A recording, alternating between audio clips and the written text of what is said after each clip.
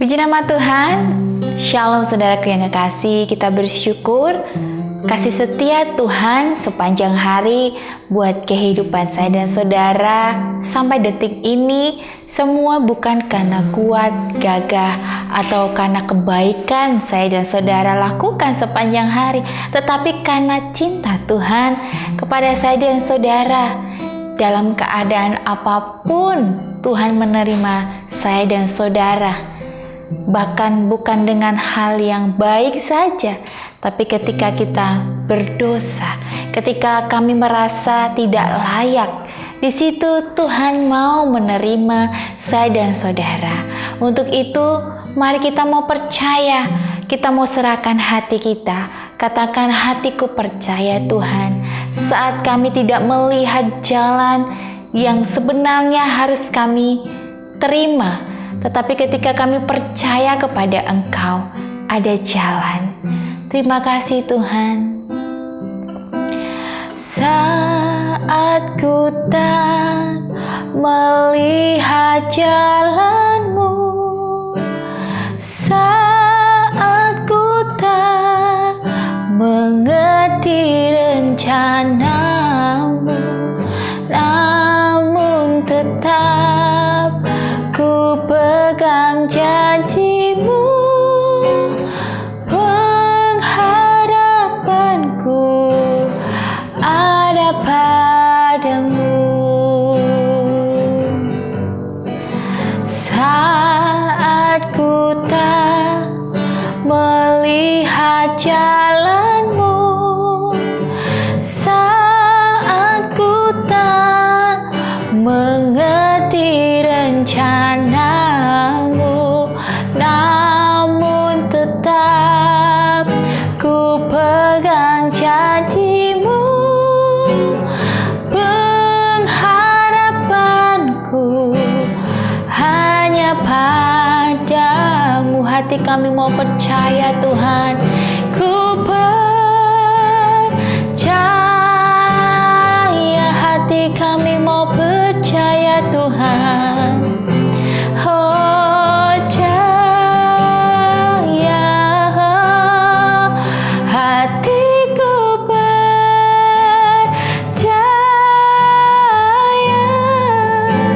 selalu ku percaya. Hati kami mau percaya, hatiku percaya, hati kami mau percaya Tuhan. Oh jaya, hatiku percaya, selalu ku percaya. Hati kami mau percaya, hatiku percaya.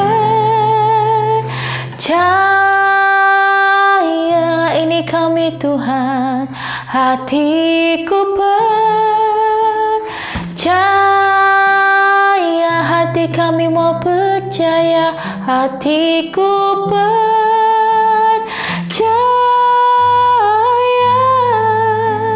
selalu ku percaya,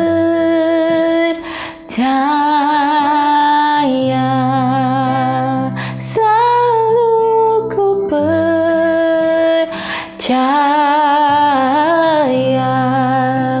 selalu ku percaya.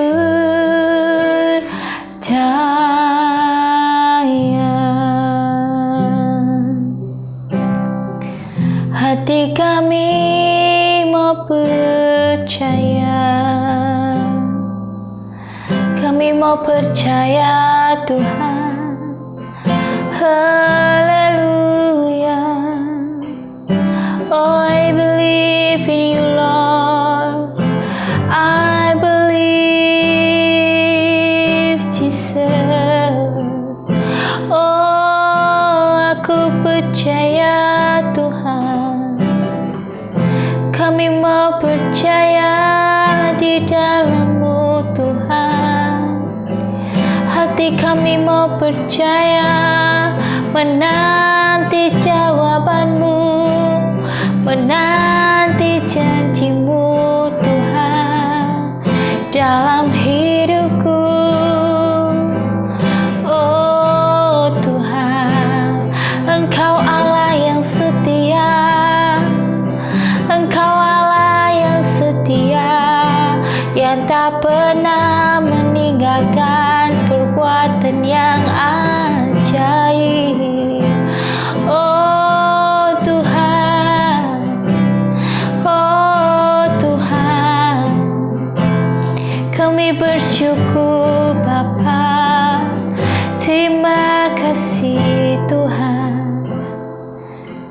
hati kami mau percaya ketika kami tidak melihat, bahkan belum melihat sampai sekarang jalan yang Kau tunjukkan pada kami. Oh Tuhan, ajar kami mengerti, ajar kami berharap dan percaya. Kuatkan iman kami, kuatkan pengharapan kami, sebab pengharapan kami di dalam Engkau. Ya Tuhan, biar hati kami boleh melekat kepadamu, hati kami boleh Engkau ubah ketika kami ragu menjalani hari-hari kami, ketika kami mungkin tidak merasa bahwa tidak ada kepastian dalam hidup kami. Kami mau meletakkan kepada Engkau yang memberikan kami kekuatan. Kami mau percaya, benar-benar kami mau percaya mujizat-Mu itu nyata. Mujizat-Mu itu dekat di mulut kami, di hati kami. Karena kami hidup oleh percaya, iman kami boleh dikuatkan. Hari ini Tuhan, kami mau mendengarkan sabda firman-Mu. Biar dari firman-Mu ini kami makin hari diperkuat, kami makin percaya bahwa penyertaan Tuhan, tangan Tuhan tidak kurang panjang untuk menolong dan memberikan kekuatan. Kami bersyukur Tuhan, dan kami berserah penuh. Urapi hamba-Mu yang tidak ada apa-apanya ini, pakai hamba-Mu sesuai dengan kehendak dan rencana Tuhan. Kami bersyukur Bapa, dalam nama Tuhan Yesus. Haleluya. Amin. Puji nama Tuhan. Shalom saudaraku yang kekasih, apa kabar? Kita boleh berjumpa lagi di hari ke-7 ya, dimana hari Minggu, harinya Tuhan. Setiap hari memang harinya Tuhan. Saudara, saya percaya bahwa hari-hari yang saudara dan saya hadapi pasti tidaklah mudah, tetapi kita mau percaya kepada Tuhan bahwa setiap rencananya itu pasti indah pada waktunya Tuhan. Mungkin saat ini kita belum melihat, mungkin saat ini kita masih dalam pergumulan, mungkin saat ini kita masih penuh dengan air mata, penuh dengan perjuangan. Tetapi percayalah, ketika setiap kita boleh melewati pergumulan, perjuangan sampai detik ini, itu semua karena penyertaan Tuhan yang memberikan saya dan saudara kekuatan. Saudara, mari kita mau belajar mengerti rencana dan kehendak Tuhan. Begitupun juga saat ini saya mengajak saudara untuk kita juga mengasihi walaupun ya biasanya kalau orang mau mengasihi atau mengampuni, memaafkan, kalau dia baik ya saya baik, kalau dia nggak baik saya nggak baik ya. Bukan seperti itu ya, tetapi di sini saya mau men-sharingkan firman Tuhan tentang mengasihi walaupun ya. Saudara pernah melihat film ya yang lagi trending ya, yaitu yang berkata bahwa it's my dream ya, not hers ya. Pernah dengar ya tentang film itu ya? Dan di sini ya kita pasti pernah ya, bahkan sudah ada yang sudah menonton ya, ada yang sudah menonton bahwa dia adalah seorang wanita yang terluka karena dikhianati oleh suaminya yang karena berselingkuh ya. Ketika dia bermimpi bahwa pernikahannya yang harmonis, ideal, bahagia ya, akhirnya kandas karena ada orang ketiga ya. Pada dia sudah berusaha ya untuk mempertahankan, tetapi dia akhirnya kecewa karena keadaan tidak sesuai dengan impiannya ya, dengan apa yang menjadi keinginan ya. Masihkah perlukah cinta diperjuangkan ya? Cinta itu manusiawi, memang kadang manusia itu gampang rapuh ya. Ya, bahkan kalau kita mengandalkan manusia memang kecewa ya, walaupun itu orang terdekat kita sekalipun, suami, anak, istri, orang tua ya. teman baik pun ya pasti akan mengecewakan ya, dan tidak ada yang diandalkan. Bahkan kita dalam pernikahan pun juga ada janji, ada ya berjanji, bahkan juga kalau berjanjinya itu pakai Alkitab ya. Tetap ya kalau manusia itu tidak memberikan jaminan ya. Janji dan sumpah sekuat apapun tidak menjamin cinta kasih itu selalu teguh, bertahan, bahkan sekedar ada. Betapa seringnya cinta dipahami secara resiprokal, berbalasan, atau timbal balik ya. Kalau aku mencintaimu, jika kamu mencintai aku juga ya. Akan tetapi ketika pelanggaran terjadi ya, ketika kita disakiti, ya, apakah kita masih mau bertahan ya? Apakah kita mau tetap berada pada hubungan yang toksik ya? Nah, di sini Allah kita tahu apa artinya terluka ketika cintanya dihianati dan perjanjian kasihnya dilanggar. Dalam kasih dia menciptakan manusia menurut gambar dan rupanya. Di Kejadian 1 ayat 26 berkata, "Berfirmanlah Allah, baiklah kita menjadikan manusia menurut gambar dan rupa kita, supaya mereka berkuasa atas ikan-ikan di laut dan burung-burung di udara, dan atas ternak dan atas seluruh bumi, dan atas segala binatang melata yang merayap di bumi." Amin. Dari ayat ini berarti kita ini istimewa ya, dan sangat berarti bagi Allah ya. Gak kebayang pedih hati Allah ketika manusia ciptaannya memilih jalan mereka sendiri, menolak tunduk pada otoritas kasihnya, dan menjauh dari kebaikan yang dirancangkannya untuk mereka. Namun walaupun manusia mengecewakan Tuhan, berkhianat ya, apakah Tuhan pergi? Tuhan meninggalkan ya? Allah kita, Allah yang tetap sama, yang tidak pernah meninggalkan. Tuhan itu setia pada janjinya. Dia bertahan dengan maksudnya sejak mula ya, seperti firman Tuhan. Lewat suatu tindakan yang terselami oleh pikiran manusia, dia menyerahkan anaknya yang tunggal, Yesus, yang tidak berdosa ya. Tuhan tidak berdosa dan dia tidak membuat dosa, tetapi dia mau menebus dosa karena kita. Melalui pengorbanan Yesus di kayu salib, kita ditebus dari dosa yang merintangi dan dianugerahi jalan kembali kepada Allah. Semua yang dia lakukan karena apa? Karena love, karena kasih, karena cintanya kepada saya dan saudara.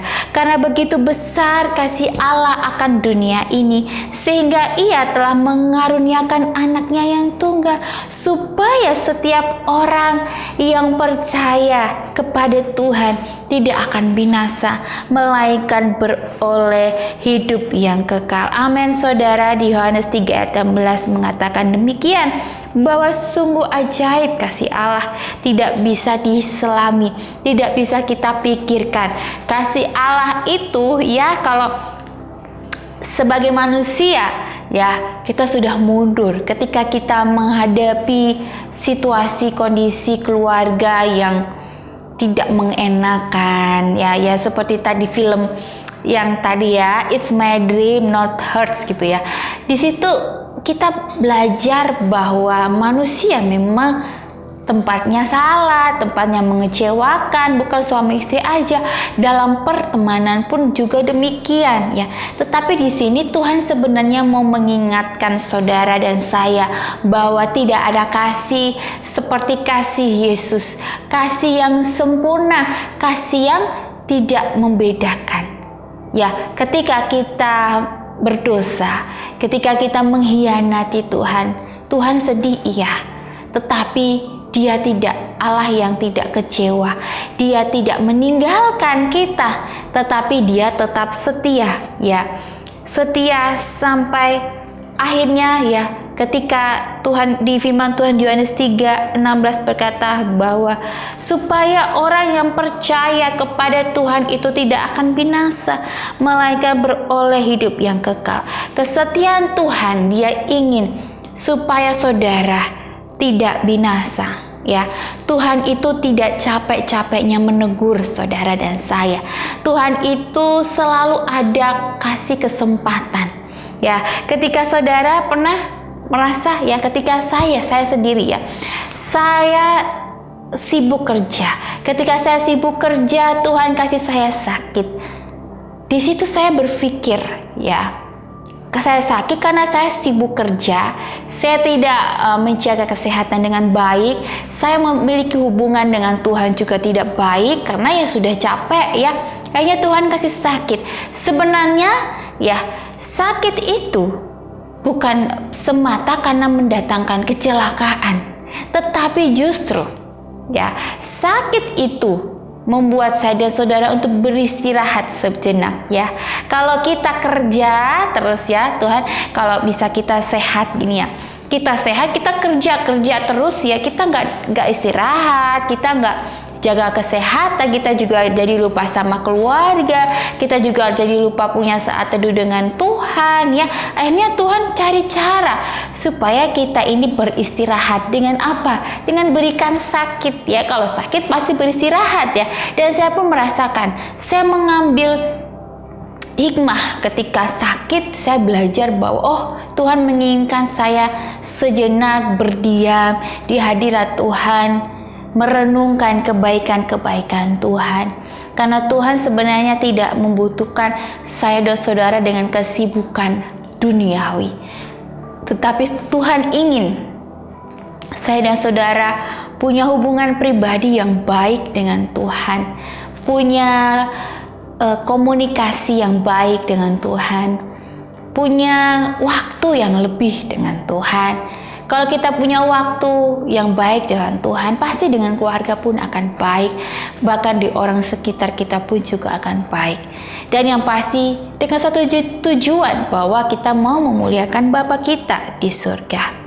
Amin saudara. Sebagai manusia ya, ketika kita mengira harus berbuat baik dahulu supaya Allah mengasihi kita, bahkan berharap ya Dia mau menyelamatkan kita. Namun Alkitab jelas berkata, akan tetapi Allah menunjukkan kasih-Nya kepada kita oleh karena Kristus telah mati untuk kita ketika kita masih berdosa. Di Roma 5 ayat 8. Bukan karena kita baik ya, bukan karena kebaikan itu yang menyelamatkan kita, tetapi walaupun kita berdosa, Allah sudah tetap dan akan selalu mengasihi kita.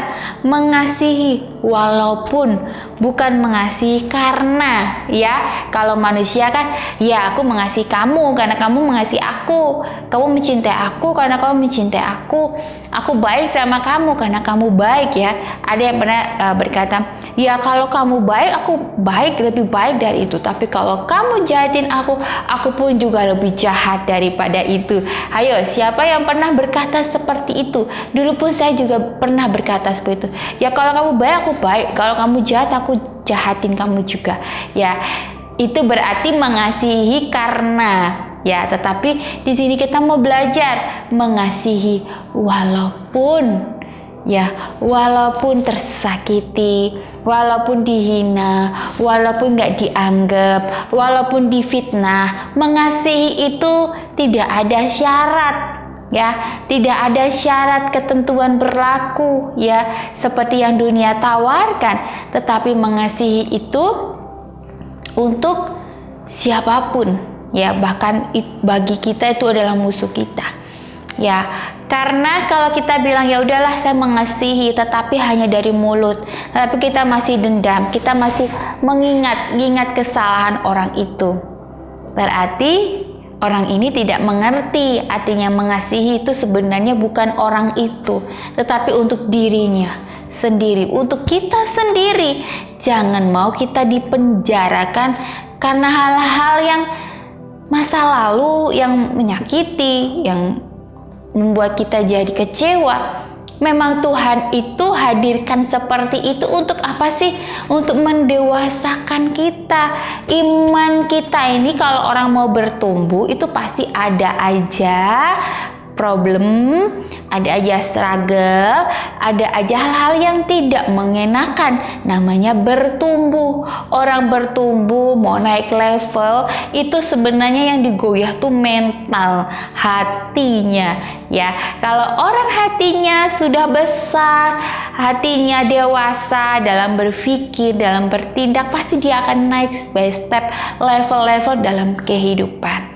Untuk itu jangan menganggap bahwa setiap hal yang terjadi ya ada orang yang begini sama kita, ada orang yang gak baik, atau ada orang yang mencaci maki kita, atau ada orang yang mau fitnah, orang yang ingin menjatuhkan. Sebenarnya saudara bersyukur. Bersyukur, kenapa harus bersyukur? Yaitu tadi, karena kita ini mau bertumbuh, maka bertemulah dengan orang-orang seperti itu.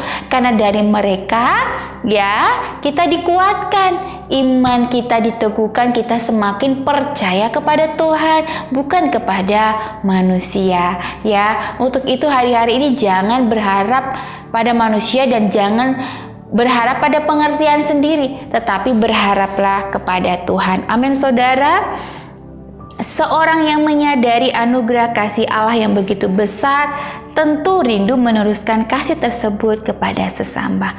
Lantas bagaimana dengan kita? Karena Allah telah menunjukkan teladan kasih-Nya kepada kita, tidakkah sepatutnya kita melakukan hal yang sama? Dalam 1 Yohanes 4 ayat 10-11 mengingatkan kita, inilah kasih itu, bukan kita yang telah mengasihi Allah, tetapi Allah yang telah mengasihi kita dan telah mengutus anaknya sebagai pendamaian bagi dosa-dosa kita.